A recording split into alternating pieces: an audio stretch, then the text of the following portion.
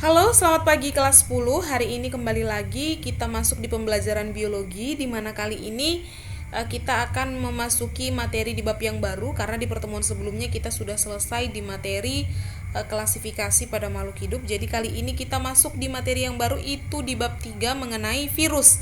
Nah, seperti yang kita tahu ya, virus ini akhir-akhir ini merupakan salah satu materi biologi yang sangat diminati karena seperti yang kita tahu sekarang ini juga kita harus belajar dari rumah karena kita sedang di dalam pandemi, ya kan, pandemi yang disebabkan oleh virus gitu.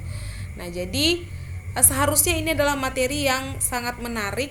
Jadi kali ini langsung aja kita akan bahas mengenai virus gitu ya. Nah, sebenarnya virus ini apa gitu kan. Jadi sebelum kita tertarik belajar mengenai virus, maka kita harus tahu dulu sejarahnya, ya kan. Sama halnya ketika kita melihat seseorang, supaya kita tertarik maka kita harus tahu dulu siapa dia, kan gitu. Nah, jadi virus ini itu sudah ditemukan sangat lama. Ditemukan pertama kali oleh seorang ilmuwan yang namanya itu adalah Adolf Meyer. Jadi ilmuwan ini asalnya dari Jepang. Dia inilah, si Adolf Meyer inilah yang pertama kali menemukan virus itu pada tahun 1883. Nah, tetapi waktu itu si Adolf Meyer itu belum tahu bahwasannya yang dia temukan itu adalah virus gitu. Jadi dia waktu itu belum tahu. Nah, waktu itu si Adolf Meyer itu meneliti penyakit yang terdapat di dalam tanaman tembakaunya gitu ya. Nah, jadi ini percobaan pada Adolf Meyer. Jadi waktu itu dia melihat, mengamati bahwasannya di dalam tanaman tembakau dia melihat di situ ada di daun tembakaunya itu bintik-bintik begitu. Nah, bintik-bintik itu menandakan, selain bintik-bintik, dia itu daun tembakaunya itu menguning dia warnanya sehingga kelihatan sangat tidak sehat gitu ya. Maka dia menyimpulkan bahwasannya tembakaunya itu sedang sakit gitu ya.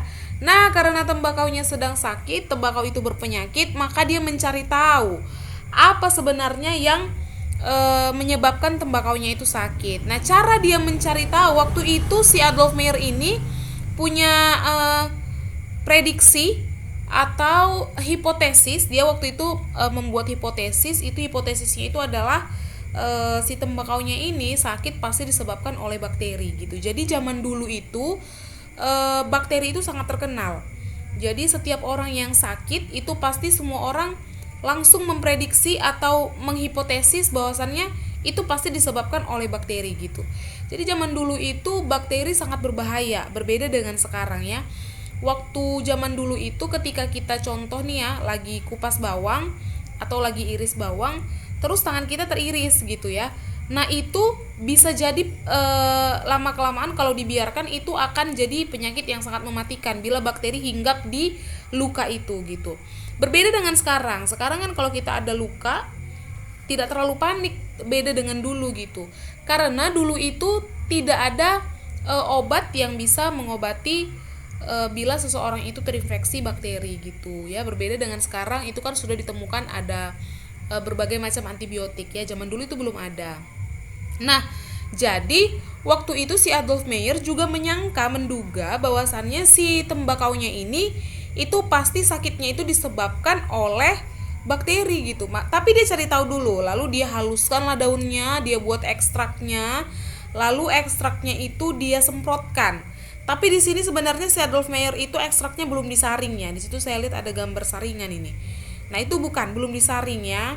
Jadi waktu si Adolf Meyer tahun 1883 itu dia belum ada saringan bakteri, belum menemukan saringan bakteri. Jadi dia membuat ekstrak dari daun tembakau. Lalu ekstraknya itu, cairan daun tembakau itu dia semprotkan ke dalam tanaman tembakau lain yang sehat gitu. Nah, ketika disemprot tidak lama kemudian tembakau yang sehat itu lama kelamaan menjadi sakit. Nah, semakin besarlah dugaannya bahwasannya itu disebabkan oleh bakteri gitu ya. Nah, selanjutnya ini ada pada tahun 1892 ilmuwan kedua yang melakukan pengamatan mirip seperti yang dilakukan oleh si Adolf Meyer. Jadi di sini ada Dmitri Ivanovsky. Nah, si Ivanovsky ini melakukan percobaan dengan menyaring getah tanaman tembakau yang berpenyakit dengan saringan Chamberlain. Nah, jadi waktu itu, waktu si Dmitri Ivanovsky ini melakukan percobaan ini, di situ sudah ditemukan si Chamberlain. Chamberlain ini apa nih? Ini adalah saringan khusus. Saringan yang sudah didesain, memang dia itu bisa menyaring bakteri gitu. Jadi zaman dulu karena bakteri itu sangat populer gitu ya, sangat populer zaman dulu bakteri. Kalau ada penyakit pasti orang dugaannya bakteri gitu. Maka ditemukanlah si Chamberlain ini. Chamberlain ini dia itu kalau seumpamanya nih bakteri ada di dalam cairan, maka ketika disaring dengan si Chamberlain, maka bakterinya itu bisa dipisahkan dari cairannya gitu. Jadi dia tersaring bakterinya sehingga cairannya tidak lagi mengandung bakteri gitu. Nah, lalu dia saring itu airnya, atau kita lihat aja langsung nih percobaannya. Nah, ini dia percobaan si Ivanovsky. Jadi waktu itu dia ambil lagi tembakau yang sakit itu tadi, daunnya dihaluskan. Lalu setelah dihaluskan dia masukkan, dia campurkan dengan air, lalu disaring itu. Disaring tadi dengan menggunakan si Chamberlain ya.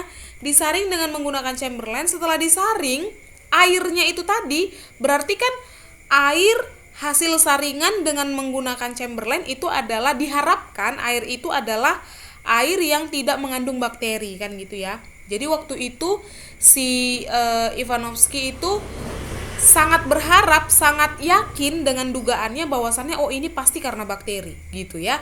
Jadi dia berharap setelah disaring, dia semprotkan airnya, itu pasti bakterinya, itu pasti tanaman yang disemprot nggak akan mati gitu. Tapi ternyata berbeda dari dugaan si Ivanovsky. Nah, ketika si Ivanovsky itu disaring airnya, air yang udah ada daun tembakaunya ya, disaring pakai si Chamberlain tadi, lalu airnya hasil saringan itu disemprotkan ke tanaman tembakau yang sehat. Akhirnya apa? Setelah ditunggu ternyata tanaman tembakau yang sehat itu malah jadi sakit juga. Terakhir bingunglah mereka. Si Ivanovsky ini sudah disaring pakai Chamberlain kok masih sakit gitu ya.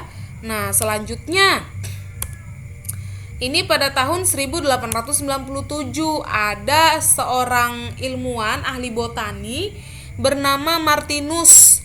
Nah, ini asal Belanda, dia itu melakukan eksperimen yang membuktikan bahwa agen penginfeksi yang terdapat di dalam tembakau itu, getah tembakau itu bisa berkembang biak. Nah, coba kita lihat gimana. Nah, jadi waktu itu si Martinus ini itu membuktikan, tunggu dulu. Sebelum si Martinus, tadi ini si Ivanovsky, ini kesimpulan tadi belum saya buat ya. Tadi kan waktu si Adolf Meyer itu menyimpulkan bahwasannya itu disebabkan oleh bakteri gitu ya. Lalu si Ivanovsky ini menyimpulkan bahwasannya ini bukan disebabkan oleh bakteri, tetapi disebabkan oleh mikroorganisme yang lebih kecil dari bakteri. Itu ya kesimpulannya si Ivanovsky gitu.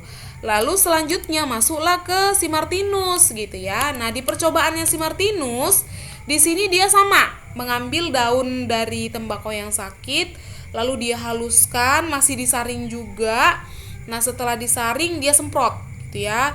Dia semprot, lalu kejadian bahwasannya si tanamannya itu sakit gitu ya. Lalu dari tanaman yang sakit, di sini kan ada bagannya, coba sebentar. Di sini. Nah, di sini kan dia di tanaman pertama yang sakit diambil daunnya ya kan. Ini dia daunnya. Nih. Lalu setelah itu ini disemprot ya kan, disemprot. Lalu lama kelamaan dia jadi sakit nih, di sebelah sini sakit ya. Lalu setelah itu ini diambil lagi daun dari tanaman yang sakit ini. Nah, diambil daunnya, lalu ditumbuhkan lagi dan disaring ya, tetap disaring dengan menggunakan Chamberlain tadi. Lalu disemprot.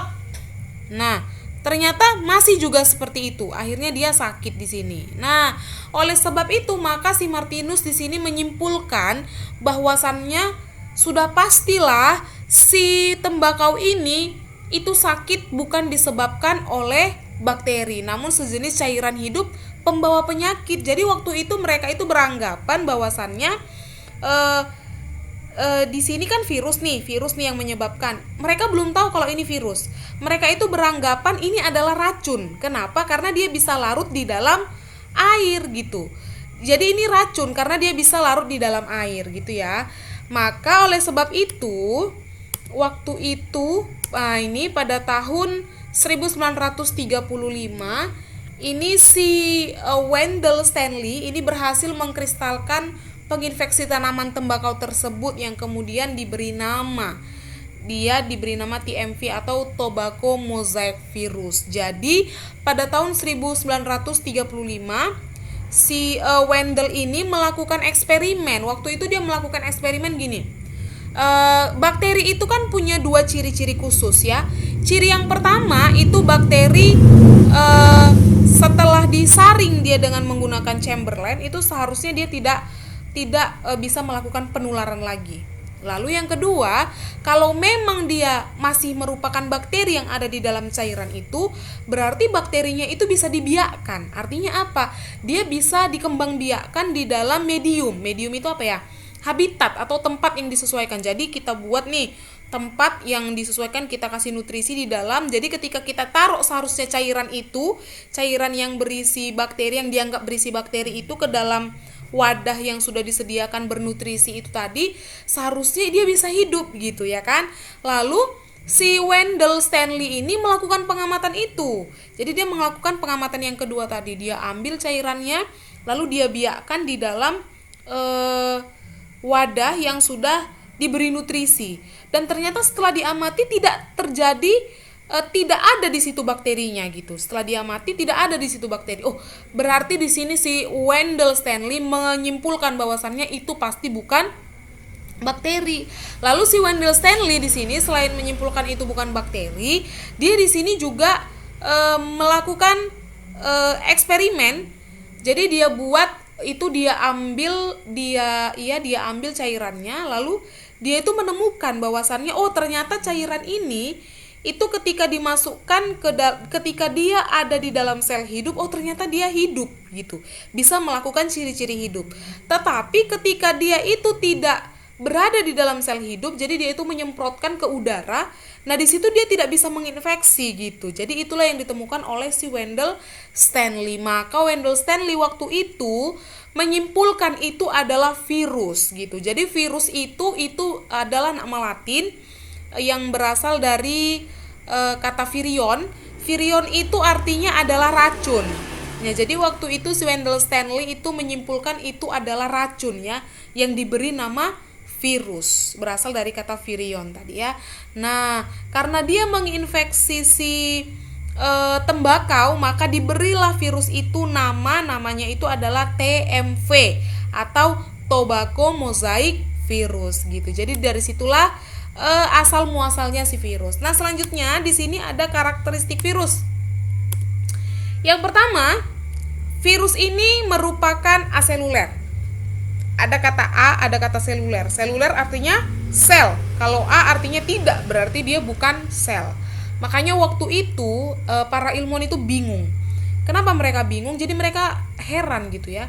Ini makhluk hidup bisa berkembang biak, ya kan? Bisa menulari, bisa membuat makhluk hidup itu tertular, ya kan, terinfeksi.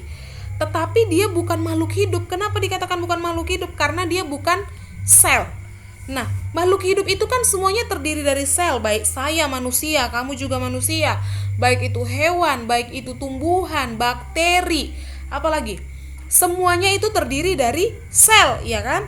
Nah, ini si virus bukan sel, tetapi dia bisa berkembang biak, memperbanyak diri. Makanya waktu itu si ilmuwan-ilmuwan itu bingung. Maka mereka membuatlah karakteristik ini, ciri-ciri ini.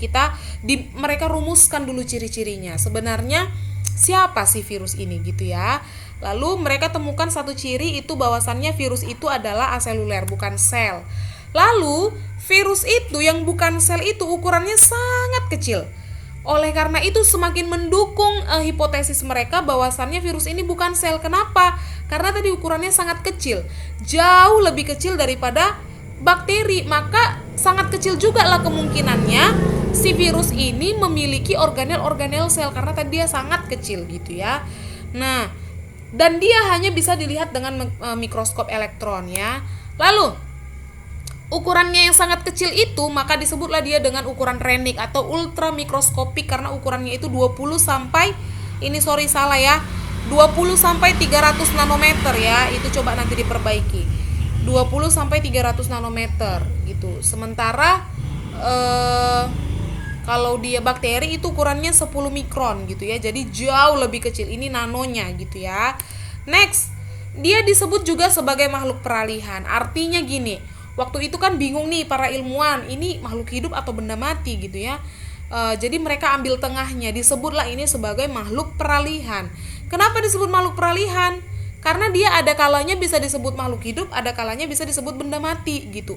Oleh sebab itu makanya virus ini nggak bisa mati karena dia juga merupakan benda mati gitu. Coba dilihat di sini ya. Merupakan partikel hidup jika berada pada sel hidup, karena dia memiliki ciri-ciri hidup gitu. Jadi ketika virus itu menginfeksi sel hidup, maka dia disebut sebagai makhluk hidup. Kenapa? Karena dia bisa memiliki ciri-cirinya makhluk hidup. Apa ciri-ciri makhluk hidup ini milikinya? Ketika dia menginfeksi sel inang atau sel hidup, dia itu bisa berkembang biak, yang pertama. Yang kedua, dia itu bisa bereplikasi. Nanti saya jelaskan apa itu replikasi ya. Lalu yang ketiga, dia itu bisa bergerak. Dia bisa bergerak. Nah, itu kan ciri-cirinya makhluk hidup gitu. Dia si virus bisa memiliki ciri itu ketika dia sedang menginfeksi sel hidup. Tapi ada kalanya si virus itu bisa juga dikatakan sebagai benda mati. Kenapa? Karena dia dapat mengkristalkan diri. Jadi, ketika dia tidak menginfeksi sel hidup, dia itu dalam bentuk kristal. Kristal itu benda mati ya. Iya. Jadi ketika dia tidak menginfeksi sel hidup, dia itu dalam bentuk kristal. Tidak bergerak, tidak bernapas, tidak makan, tidak berkembang biak, dan ciri-ciri makhluk hidup lainnya itu tidak dilakukannya gitu. Nah, oleh sebab itu makanya sangat bingung lah zaman dulu si ilmuwan-ilmuwan itu gitu ya. Nah, inilah sebabnya makanya si virus ini itu tidak bisa kita matikan. Termasuk sekarang virus corona itu nggak bisa mati. Kenapa? Karena dia itu bukan makhluk hidup sebenarnya gitu, tetapi punya ciri hidup ketika menginfeksi sel hidup gitu. Lalu dia benda mati kah? Ya ada juga kalanya dia bisa disebut sebagai makhluk hidup, bukan benda mati gitu. Maka kita harus ekstra hati-hati melawan si virus. Selain dia kecil, dia juga sangat licik gitu ya. Licik, dia itu bisa bertindak sebagai makhluk hidup, bisa juga bertindak sebagai benda mati. Selanjutnya dia itu parasit obligat intraseluler. Maksudnya apa nih? Parasit udah tahu ya. Parasit itu artinya dia itu mengambil keuntungan. Biasanya kita itu belajar parasit dulu waktu belajar simbiosis ya kan. Contoh nih, ada simbiosis parasitisme itu yang terjadi contoh pada cacing pita dengan manusia gitu ya kan. Jadi ketika manusia terinfeksi cacing pita, maka cacing pita itu akan mengambil nutrisi secara terus menerus ya kan di manusia itu sampai manusianya mati gitu. Nah, kalau ini beda. Dia ini si virus ini, dia itu memang cuman bisa hidup ketika menginfeksi sel hidup gitu. Jadi dia itu gini, ketika dia menginfeksi sel hidup, dia akan menguasai sel itu dan dia akan bereproduksi, memperbanyak diri dengan menggunakan bahan-bahan yang ada pada sel itu. Jadi kan makhluk hidup itu kalau untuk memperbanyak diri, kalau pada sel itu melakukan pembelahan, itu dia butuh asam amino. Nah, si parasit obligat intraseluler ini, si virus ini, dia itu begitu dia masuk ke dalam tubuhnya manusia, dia ambil alih itu sel ya, dia kan sangat kecil, dia itu yang pertama diinfeksi itu sel gitu. Ketika dia infeksi satu selnya makhluk hidup ya, lalu dia kuasai itu sel, lalu semua asam amino atau glukosa atau apapun zat-zat makanan yang ada di dalam sel itu akan dia pergunakan untuk menghasilkan keturunannya gitu. Nah, setelah dia hasilkan keturunannya, maka nanti dia akan pecahkan itu sel. Keluarlah virus-virus yang baru yang sangat banyak yang bisa menginfeksi ribuan sel-sel lainnya di dalam tubuh kita. Itulah maksudnya parasit obligat intraseluler. Intraseluler di dalam sel ya. Nah, next.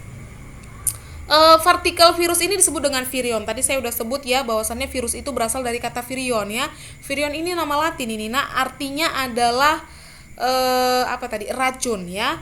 Nah, jadi partikel virus atau virion ini hanya mengandung satu jenis asam nukleat. Jadi kalau kita manusia, kita kan punya dua. Kita punya dua untaian DNA, lalu kita punya satu untaian RNA, kan gitu. Berbeda dengan si virus. Jadi dia itu cuma punya satu aja. Kalau dia punya DNA, dia nggak punya RNA. Kalau dia punya RNA, dia nggak punya DNA. Jadi pilih satu ya. Makanya nanti ada virus kelompok virus RNA, ada kelompok virus DNA gitu. Kenapa? Karena ini tadi dia cuma punya satu. Dan selain dia punya asam nukleat, dia itu punya protein yang berfungsi untuk melindungi asam nukleat itu, disebut dengan kapsid gitu ya. Jadi ini si virus ini struktur tubuhnya itu sangat sederhana. Dia cuma punya asam nukleat sama pelindung asam nukleat, itu aja, protein pelindung asam nukleat. Jadi protein pelindung asam nukleatnya itu disebut dengan kapsid gitu ya. Kapsid itu tersusun atas kapsomer. Contoh nih, saya punya dinding rumah ya kan. Dinding rumah saya ini bentuknya petak gitu. Nah, anggap aja saya yang ada di dalam ruangan ini itu adalah asam nukleatnya gitu. Saya asam nukleat, saya dilindungi oleh dinding ini, berarti dinding ini dia sebagai kapsid ya kan. Lalu kalau dinding saya ini contohnya saya bongkar, isinya itu ada batu bata kan. Nah, batu batanya itulah kapsomer. Jadi gitu. Jadi kapsid itu tersusun atas kapsomer. Udah, kapsid itu melindungi saya. Apa tadi saya? Asam nukleat. Gitulah kira-kira. Oke. Jadi fungsinya kapsid ini banyak. Nah, yang pertama fungsinya untuk melindungi ya. Tadi udah saya jelaskan. Melindungi si asam nukleat. Lalu yang kedua, pada permukaan kapsid itu ada bagian untuk mengenali reseptor. Jadi seperti rumah saya ini ada pintunya. Kalau saya mau keluar atau masuk harus melalui pintu gitu ya. Jadi sama. Si kapsid pada virus itu juga seperti punya bagian khusus, di mana di bagian itulah nanti si virus itu bisa nempel gitu. Atau di bagian kapsid itulah nanti yang akan menempel di sel inang gitu. Jadi kalau si virus mau menginfeksi, dia akan menempelkan bagian yang punya reseptor itu ke sel inangnya gitu dia. Oke, next. Dia juga sebagai penyedia protein enzim untuk menembus membran sel inang ketika melakukan infeksi. Nah ya inilah dia licik kali. Nah jadi gini dia, waktu dia mau menginfeksi gitu, dia mengeluarkan enzim. Jadi kapsidnya itu dia bisa menghasilkan enzim. Enzim itu bisa merusak dinding sel kita, atau dinding sel itu kan yang punya sel tumbuhan ya. Kita kan nggak punya dinding ya, kita punyanya membran. Jadi contoh nih, ketika virusnya itu nempel ya kan, bagian dari contoh nih sel ya, ini sel gini, ini sel, lalu ini virus nih, ini virus. Nah yang ini bagian virus yang inilah dia si reseptor itu. Jadi kalau ini sel, ini reseptor kan gitu, ini tadi sel, ini reseptor. Kalau dia mau nempel, dia akan tempelkan bagian bereseptor ini, bukan yang ini ya. Jadi nempelnya harus gini, bukan gini gitu ya, harus gini. Nah, ketika dia sudah nempel, dia itu akan mengeluarkan enzim. Enzim itu fungsinya apa? Untuk menghancurkan ini, si lapisan terluar ini dihancurkan supaya apa? Supaya dia bisa masuk ke dalam gitu. Oke. Lalu, nih ukurannya. Ini ukurannya kalau yang besar ini, sebentar. Nah, yang ini kan nampak ini garisnya ini ya. Nah, ini adalah bakteri. Ini garisnya, ini adalah garisnya bakteri.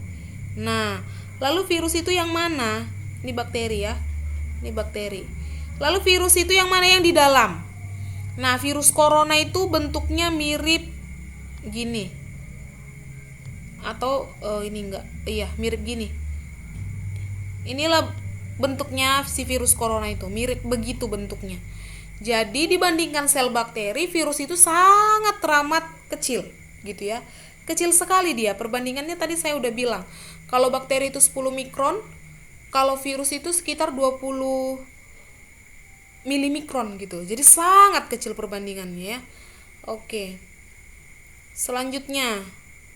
Nah, ini dia juga kasih perbandingan nih. Ini adalah ribosom. Ribosom itu kan organel sel. Inilah yang mendukung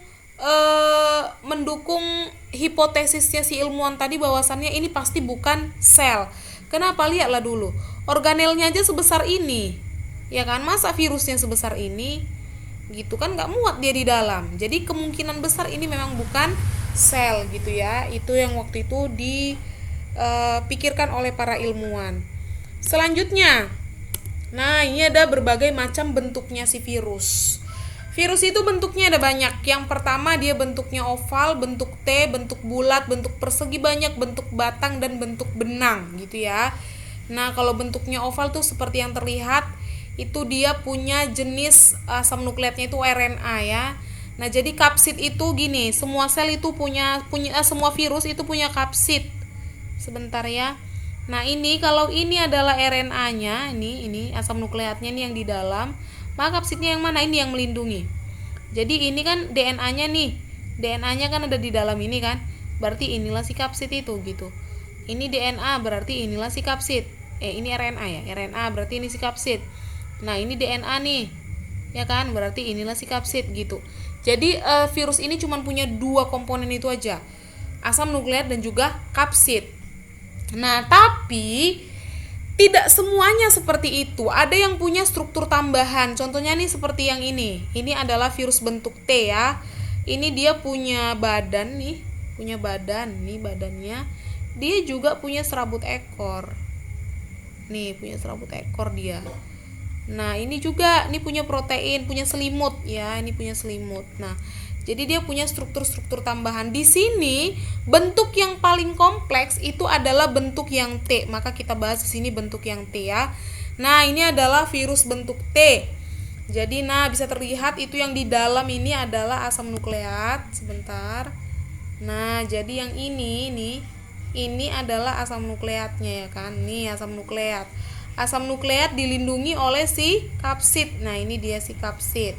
Nih yang hitam nih, kapsid ya. Nah, lalu di sini dia punya selubung ekor ya, yang ini. Ini dari sini ke sini, ini adalah bagian ekor. Oh, ini ada. Ini bagian ekor. Lalu yang ini adalah bagian leher, berarti yang di tengah ini aja ya. Ini bagian leher. Nah, ini bagian leher. Oke. Bagian kepala nih yang ini ya, bagian kepala. Oke.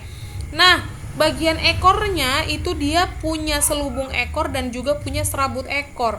Jadi si selubung ekor ini sebagai tempat pelindung ketika si asam nukleatnya keluar, gini ya.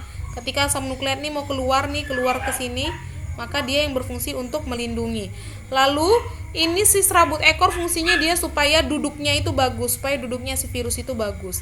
Lalu di sini, di paling sini dia itu punya jarum penusuk ini ya. Yang warna biru.